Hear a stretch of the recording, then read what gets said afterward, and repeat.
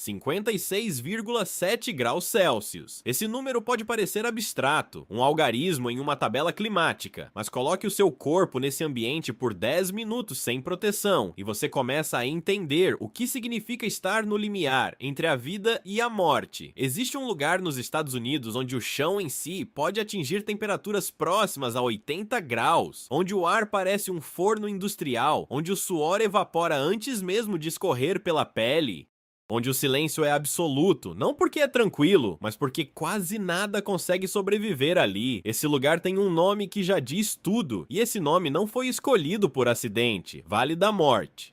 Mas o que transforma um simples vale no ponto mais quente já registrado na superfície da Terra. Como um pedaço de território americano se tornou quase inabitável, e o que acontece com qualquer coisa viva que ouse entrar ali sem preparação? A resposta envolve geologia, física atmosférica, a história de homens que morreram tentando cruzar esse deserto e fenômenos naturais que parecem impossíveis até você entender a ciência por trás deles. Esta é a história do lugar onde a Terra testa os limites de tudo que existe. A maioria das pessoas que já ouviu falar no Vale da Morte imagina um deserto quente, um lugar seco, árido, com dunas e muito sol. Essa ideia está correta, mas está longe de capturar a dimensão real do que acontece ali. O Vale da Morte não é apenas quente, ele é o local onde a Terra concentra calor de uma forma que praticamente nenhum outro ponto do planeta consegue replicar, e isso não é acidente.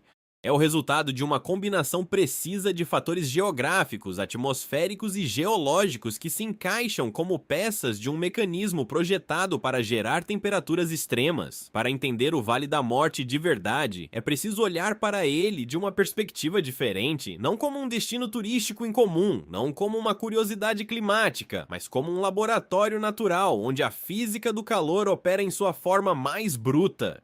A pergunta central é esta: como um lugar na superfície da Terra consegue acumular tanto calor que se torna quase incompatível com a vida humana? A resposta começa muito antes de qualquer termômetro ser instalado ali. Começa com a forma do próprio terreno. O Vale da Morte fica no estado da Califórnia, nos Estados Unidos, na fronteira com Nevada. Ele faz parte do Parque Nacional do Vale da Morte, que com mais de 13 mil quilômetros quadrados é o maior parque nacional dos Estados Unidos contíguos. Mas o que define o vale em si é a Bacia Central, um corredor de terra que se estende por cerca de 225 quilômetros de comprimento e até 25 quilômetros de largura. Esse corredor está encravado entre cadeias montanhosas que se elevam de forma abrupta nas duas laterais. A oeste ficam as montanhas Panamint, com picos que chegam a mais de 3 mil metros acima do nível do mar. A leste, as montanhas Black, formando uma parede natural quase igualmente imponente. O vale em si, no entanto, desce abaixo do nível do mar. Em Badwater Basin, o ponto mais baixo dos Estados Unidos e de toda a América do Norte, o terreno está a 86 metros abaixo do nível do mar. Esse contraste dramático entre os picos elevados e o fundo do vale abaixo do nível do mar não é apenas geograficamente impressionante, ele é o principal mecanismo físico que transforma esse lugar em uma máquina de calor. O solo do vale é composto principalmente de sal, rochas sedimentares, argila ressecada e areia. Vastas planícies salinas se estendem por quilômetros, refletindo a luz solar de uma forma que intensifica ainda mais o calor ao nível do solo. As cores dominantes são o branco das salinas, o amarelo ocre das rochas e o cinza das montanhas ao fundo. É uma paisagem que parece ter sido retirada de outro planeta, e em muitos sentidos, em termos de condições para a vida humana, é exatamente isso que ela representa. Para compreender como o Vale da Morte gera temperaturas tão extremas, é necessário entender um processo que os meteorologistas chamam de compressão adiabática.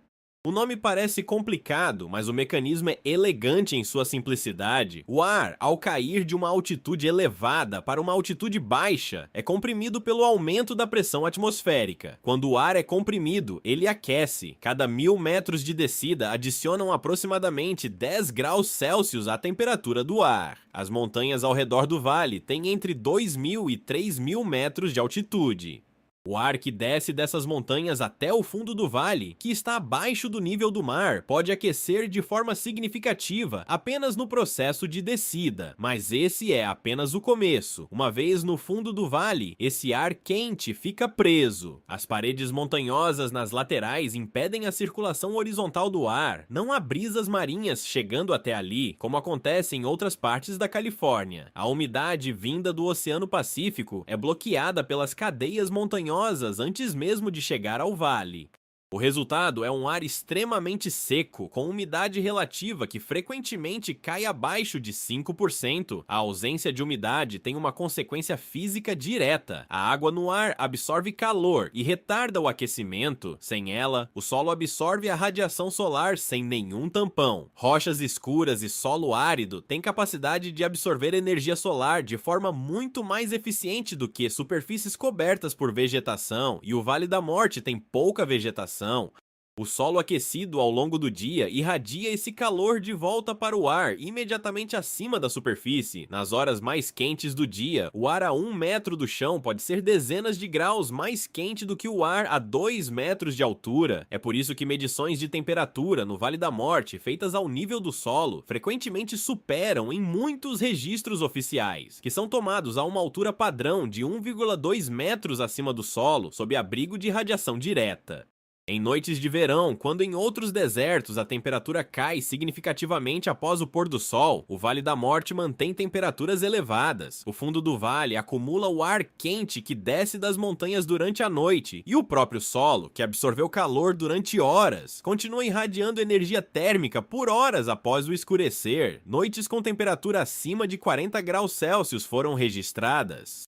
É uma combinação que nenhum outro lugar no planeta replica com a mesma eficiência. Altitude negativa, paredes montanhosas isolantes, ar seco, solo absorvente, ausência de ventos externos. Cada elemento potencializa o outro. Em 10 de julho de 1913, em uma estação meteorológica chamada Furnace Creek, localizada no centro do Vale da Morte, um termômetro registrou 56,7 graus Celsius. Esse número foi reconhecido pela Organização Meteorológica Mundial como o maior valor de temperatura já registrado em qualquer ponto da superfície terrestre. Traduzindo para a escala Fahrenheit, que os americanos usam, são 134 graus. Por décadas, esse recorde foi questionado e debatido dentro da comunidade científica. Parte da controvérsia vem de um contexto mais amplo. Antes que a medição de 1913 fosse definitivamente consagrada, o recorde pertencia a uma estação meteorológica na Líbia, em El Azizia, que havia registrado 58 graus em 1922. Em 2012, no entanto, a Organização Meteorológica Mundial reavaliou os dados líbios e os invalidou, apontando problemas metodológicos na medição original, incluindo possível uso de equipamento inadequado e erros de leitura. Com a invalidação do dado líbio, o registro do Vale da Morte de 1913 se consolidou como o recorde mundial. Mesmo assim, a medição de 1913 não é isenta de debate. Alguns pesquisadores questionam as condições em que foi feita, os instrumentos disponíveis na época e a possibilidade de erros de observação. É importante ser claro, a ciência climática reconhece oficialmente esse número, mas existem cientistas que consideram que as medições desse período histórico devem ser analisadas com cautela adicional, dada a tecnologia da época. O que não está em debate é que o Vale da Morte regularmente registra temperaturas entre 50 e 54 graus durante os meses de verão, particularmente em junho, julho e agosto. Em 2020, a estação de Furnace Creek registrou 54,4 graus, o que foi amplamente documentado como uma das medições mais altas dos últimos 100 anos. Esse registro foi realizado com tecnologia moderna e passou por escrutínio científico rigoroso. O recorde absoluto permanece em Furnace Creek, e o nome da estação, literalmente Riacho da Fornalha, não poderia ser mais apropriado. O corpo humano é uma máquina termorreguladora sofisticada. Quando a temperatura ambiente sobe, ele reage, dilata os vasos sanguíneos periféricos para dissipar calor, ativa as glândulas sudoríparas para criar resfriamento evaporativo, redistribui o fluxo sanguíneo dos órgãos internos para a pele, mas esse sistema tem limites precisos. E no Vale da Morte no verão, esses limites são testados muito rapidamente. A temperatura interna do corpo humano funciona de forma ótima, entre 36 e 37,5 graus Celsius. Quando a temperatura corporal sobe para 38 graus, surgem sinais de alerta, confusão, tontura, fraqueza muscular. Aos 40 graus, o organismo começa a perder a capacidade de compensação. Aos 41 ou 42 graus, órgãos vitais começam a falhar. Acima disso, sem intervenção médica, o quadro se torna rapidamente fatal. Em um ambiente com 52 graus de temperatura do ar e com o sol irradiando energia direta sobre o corpo, manter a temperatura interna dentro de limites seguros exige um esforço fisiológico imenso. O suor produzido para compensar o calor pode atingir 1 litro por hora ou mais. Em condições extremas no Vale da Morte, algumas estimativas de pesquisadores de saúde em ambientes extremos apontam para perdas hídricas ainda maiores, embora os valores variem conforme o indivíduo e as condições específicas. O problema é que beber água em quantidade suficiente para compensar essa perda se torna progressivamente mais difícil à medida que a desidratação avança. O organismo perde a sensação de sede de forma precisa antes mesmo de repô-la adequadamente. Um erro de cálculo de alguns litros pode ser suficiente para que uma pessoa perca a capacidade de caminhar. A insolação, o estágio mais grave do superaquecimento, se caracteriza pela perda da capacidade de suor. Quando isso acontece, o sistema de resfriamento do corpo colapsa, a temperatura interna dispara, os danos são neurológicos e orgânicos. Sem resfriamento imediato, a morte pode ocorrer em minutos. Por isso, o Parque Nacional do Vale da Morte emite avisos severos durante os meses de verão, desaconselhando qualquer caminhada fora de veículo climatizado entre as 10 da manhã e as 4 da tarde. Esses avisos não são protocolo burocrático, eles existem porque pessoas morreram por ignorá-los. O parque registra mortes relacionadas ao calor com regularidade. Muitas são de visitantes que subestimaram a intensidade do ambiente ou saíram sem água suficiente para percorrer distâncias que em qualquer outro lugar seriam consideradas triviais. O nome Vale da Morte não existe por acaso. Ele foi dado por um grupo de emigrantes americanos no inverno de 1849 a 1850, durante a Corrida do Ouro da Califórnia. Esse grupo ficou conhecido como os 49ers perdidos. Eram aproximadamente 120 pessoas que tentaram usar um suposto atalho para chegar às minas de ouro mais rapidamente. A rota os levou diretamente ao vale. O grupo ficou preso por semanas, perdido em um terreno que não conheciam, sem mapas adequados e com provisões diminuindo rapidamente. A temperatura no inverno é suportável, diferente do verão, mas a falta de água potável e de comida tornava a situação igualmente perigosa. A maioria conseguiu sair guiada por 2 exploradores voluntários que partiram em busca de um caminho e encontraram o caminho de saída a custo de grande sofrimento. Uma pessoa morreu durante a travessia. Quando os sobreviventes finalmente saíram do vale e olharam para trás, uma das mulheres do grupo teria dito: "Adeus, Vale da Morte". O nome ficou. Esse episódio estabeleceu a reputação do lugar antes mesmo de qualquer medição científica ser feita ali.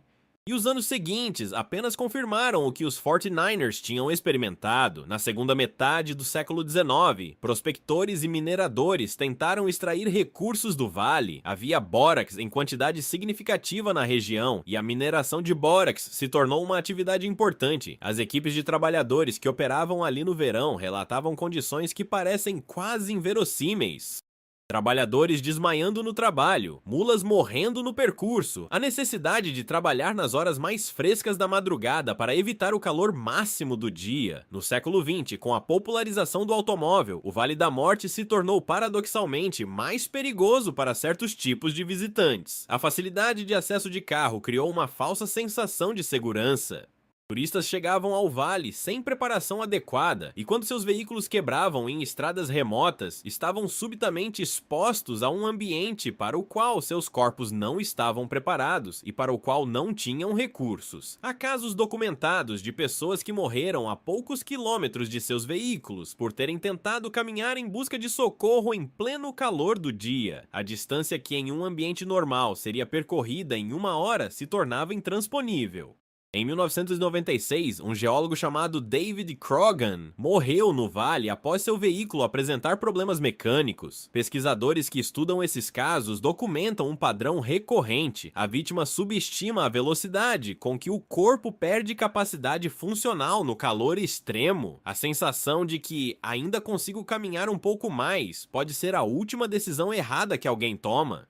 Em uma área chamada Racetrack Playa, no noroeste do Vale da Morte, existe um fenômeno que intrigou geólogos, fotógrafos e curiosos por décadas. Pedras, algumas pesando centenas de quilos, deixam rastros no solo ressequido de um lago seco. Os rastros são longos, às vezes retos, às vezes curvos, às vezes fazendo ângulos precisos. As pedras claramente se movem, mas ninguém as via se mover. Por muitos anos, as hipóteses foram variadas. Alguns sugeriram campos magnéticos anômalos.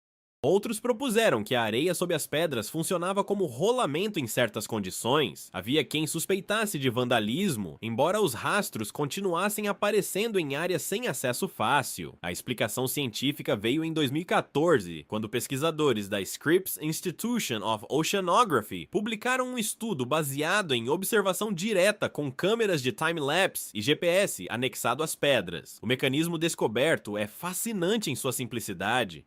Durante o inverno, chuvas ocasionais criam uma camada fina de água no fundo do lago seco. Em noites frias, essa água congela, formando painéis de gelo fino. Quando o sol surge e o gelo começa a derreter levemente, ele fragmenta em placas que flutuam na camada d'água restante. O vento, mesmo que fraco, empurra essas placas de gelo contra as pedras e as desloca lentamente pelo fundo. A velocidade do movimento é de alguns centímetros por minuto, invisível a olho nu sem observação prolongada. O rastro fica gravado no solo de argila úmida, que depois seca e preserva o trajeto. Outro fenômeno igualmente impressionante são as flores do deserto. O Vale da Morte detém um recorde botânico peculiar. Em anos de chuvas excepcionais no inverno, o fundo do vale se cobre de flores silvestres em quantidades espetaculares. Esse fenômeno, chamado de superflorescimento, ocorre quando sementes que ficaram dormentes no solo por anos, às vezes décadas, germinam simultaneamente após precipitação incomum. Em 2005 e novamente em 2016, o vale ficou coberto por tapetes de flores alaranjadas e amarelas por várias semanas. As tempestades de poeira são outro elemento característico do vale. Nuvens de poeira com dezenas de metros de altura podem se formar em minutos, criando condições de visibilidade zero. Algumas dessas tempestades carregam partículas tão finas que penetram em vedações de carros e em qualquer abertura disponível. E há as miragens. Em dias de calor extremo, o ar superaquecido próximo ao solo tem índice de refração diferente do ar acima, criando reflexos que simulam superfícies d'água. Viajantes históricos foram enganados por essas imagens ópticas, marchando em direção ao que pareciam lagos que simplesmente não existiam.